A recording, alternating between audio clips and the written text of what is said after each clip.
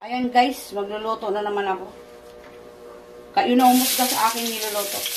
Ayan. Bawang, luya, sibuyas, tanglad.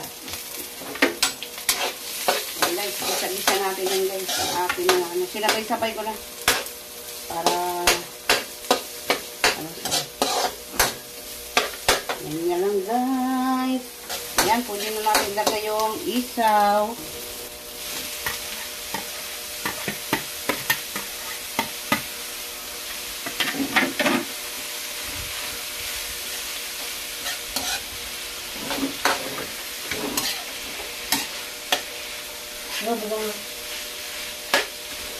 Paminta at saka laurel guys, oh.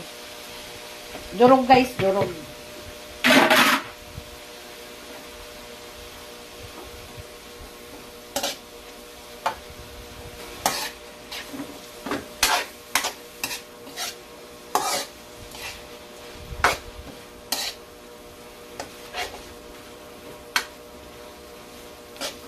Medyo i-ano natin lang guys, i-pabrown bago natin ilagay yung baboy.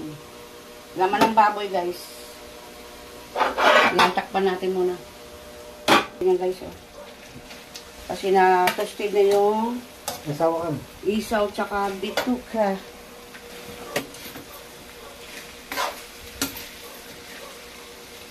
Ganyan lang guys, i-ano natin para hindi sa ano.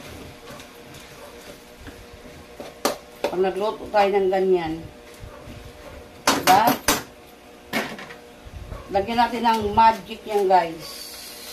Magic! Tapos, patis guys, patis.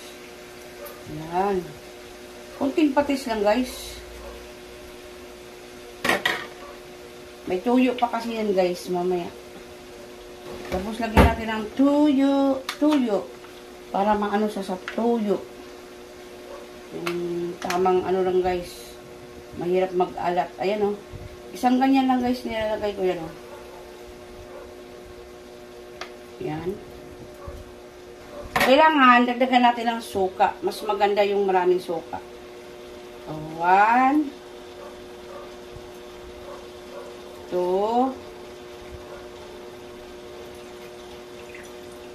3 4 na ganito guys. Kasi kailangan yan sa ganyan. Ang aking adobo sa gata. Yan. I-adobo natin sa gata yan guys. Ang ating ulam. Ayan, nag-ano na siya guys, oh. Kailangan, ano talaga siya. Yung ginigisa natin maigi para masarap. Adobo sa gata. Kayami yan guys.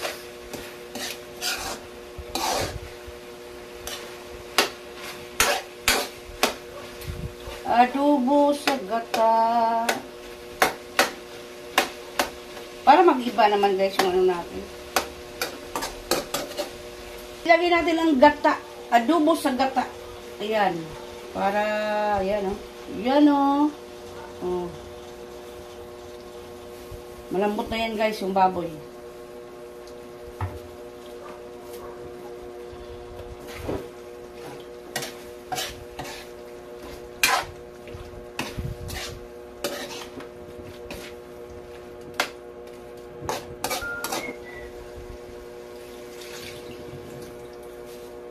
Ganyan lang.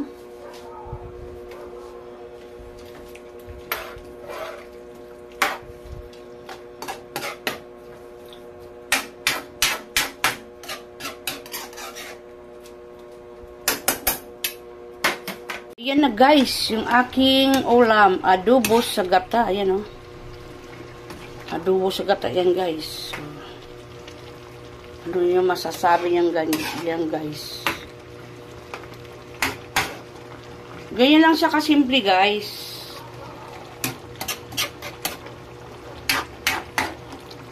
Hindi ko na nilagyan ng bagoong yan guys kasi may isaw yan saka ano, bituka.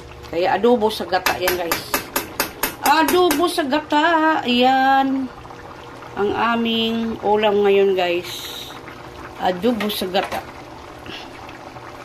Ba? Ayan, oh.